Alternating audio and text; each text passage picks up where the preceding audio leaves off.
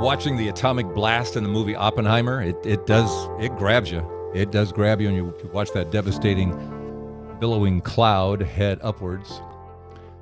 But it struck me when my wife and I were there, and we were watching this thing, and I kind of kept looking up beyond the cloud, if you will, looking for the hand of God, and I found it.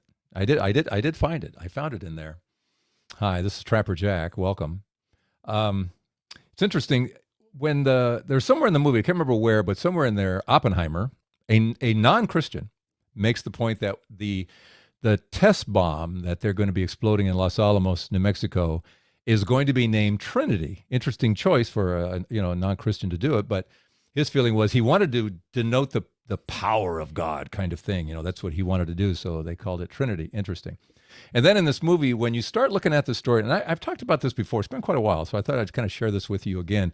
When you look deeper into this story of the bomb, the war, all of that, sometimes we miss what God is trying to tell us. Shooting off the flare gun.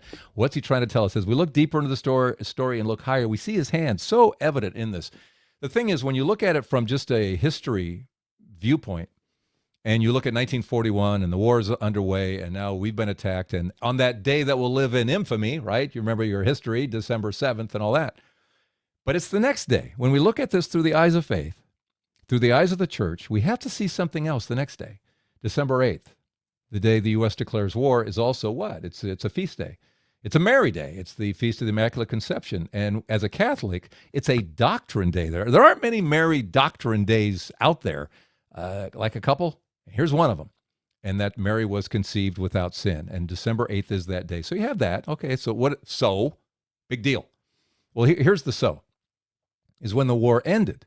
You go to 1945, it's August, and Emperor Hirohito goes on the radio and he says, we have surrendered to the Allies when?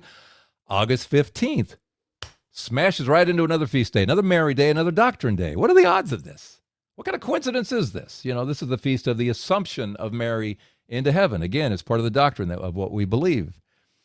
Well, isn't that a coincidence? Because it's tied to another coincidence. I was reading an article by Craig Turner. He's a Catholic author, and he was talking about the day the bomb fell in Hiroshima, and it doesn't actually hit the ground; it's in the air and all that thing, and just how in this first square mile of devastation, and it was totally devastated. Everything's on fire. Every living thing is dead. Every man, woman, child, animal, and all that.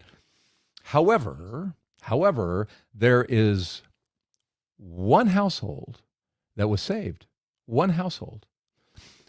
It was at a Church of the Assumption, by the way, Our Lady of Assumption Church, another coincidence, happened to be there next door in the priest house. There were 8 priests, and they all survived. Nothing happened to these guys. When the bomb hit, nothing happened. Science says these guys should have had their heads crushed, their limbs blown off, their clothes on fire, and take a breath with all the heat.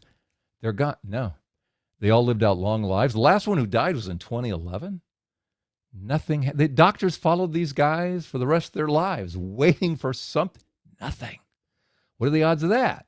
Again, you look through the eyes of faith, through the eyes of the church, and you see, what are you up to, God? There's a greater power here than atomic, weaponry in all of this. All right. So what is it? So let's just back up from this. What do we have so far? Well, we have the Trinity. We have Ark of the Covenant. I forgot to mention the Ark. Mary. Let's get back to Mary again.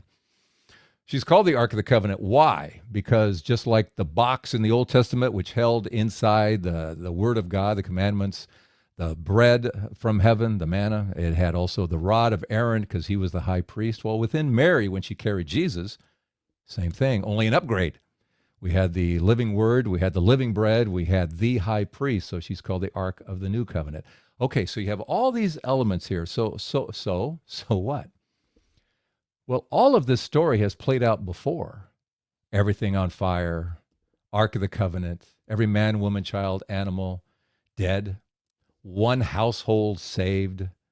It's played. This is a replay. We've heard this story before. Do you know where? Do you remember where? Bueller? Anyone? Try Old Testament, Joshua chapter 6. This is when the Ark of the Covenant, the people, they come into they're brand new to the promised land. And God wants to make a statement. I am your God. You are my people. First stop, Jericho. You know what's coming, right? So the Ark of the Covenant goes around Jericho 7 times, and they blow their horns, and they scream and shout, and the walls of Jericho come crumbling down. But then they follow the orders, the command. What were the orders? Set everything on fire. Kill every man, woman, child, animal, all of it. Oh, except one household. One household. Again, one household. A woman who had helped the Israelites, kind of helped hold the spies. So anyways, she got saved. Everyone in her household got saved, got pulled out. So again, you have the same story. You have the presence of God. You have the Ark of the Covenant. Everything's on fire. Every man, woman, child, animal is dead except for one household. And the question is, and my question to you is, what's the difference? Is there a difference? Do you see a difference? Or is it the same story played out by that hand of God saying, do you see me? Do you see me? Do you see what I'm doing here? I am your God. You are my people. In America's case, you can make a case for, here's a Christian nation attacked, sitting there trying to stay out of the war and attacked, and the Ark of the Covenant saying, hold on here, because this country has been consecrated to Mary as Our Lady of the Immaculate Conception multiple times. And Our Lady of Guadalupe is the patroness of all the Americas. So she is all over this land. And when we are with God, it's not a matter whether or not God is with us. When we are with God, God is there, right? God is there. So God making a statement back there in the Old Testament when they arrived in the Promised Land, God making a statement seemingly, I mean, what are the odds again? You just look at all of these odds. Roll the dice, and this just isn't adding up in the normal world, but in the supernatural world, is God making a statement, shooting off the flare gun, saying, do you see me? Do you see me? And it's very easy to say, trap, it's an atomic bomb. There's no way this isn't evil. This is 100% evil. What are you saying? That God's embracing the atomic bomb, that he doesn't care about the Japanese people? I'm saying no. I'm saying he cares more about them than I do, than you do. He cares more about them than anybody. He's God. He's saying, yeah, you're here for however long you're here to live. I care about your eternal souls. Well, God, I want you with me forever. And if by this act, I can ensure that the world comes to me, that they see the flare gun movement, they see this moment of God speak, because he's talking to you and me and the church and the world all the time. Did we miss this one? Did we miss World War II and how it links to the Old Testament in this same story? There's God. It's funny, in this movie, there's a lot of talk about faithfulness. Oppenheimer, not real faithful in the women department. Is he faithful to the U.S.? You know, is he, because he's kind of a left-wing guy, is he a communist sympathizer in the big picture? Is he faithful? But there is no question, when we look to God in the Old Testament, he is a faithful God. You see him again and again, until what happened? When the Israelites, at some point, they just stopped looking up.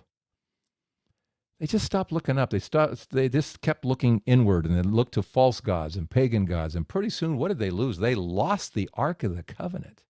They lost their protection. They lost wars. They lost their land. They became scattered and exiled.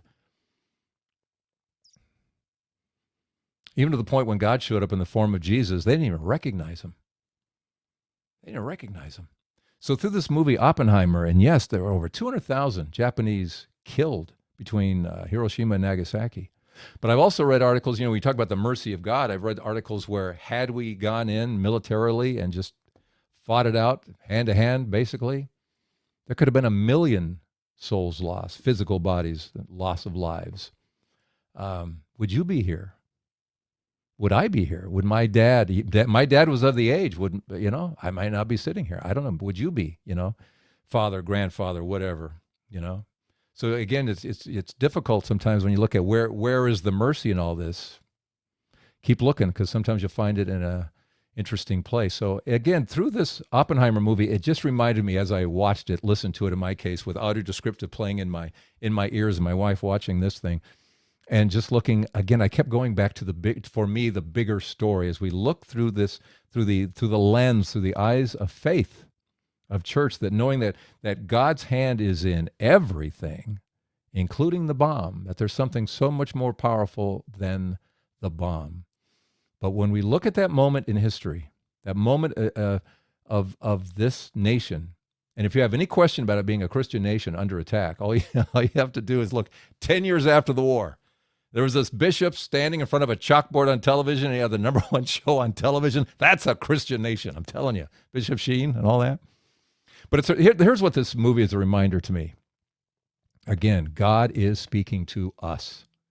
You, me, the church, the world. Sometimes in huge ways like this, if we catch it.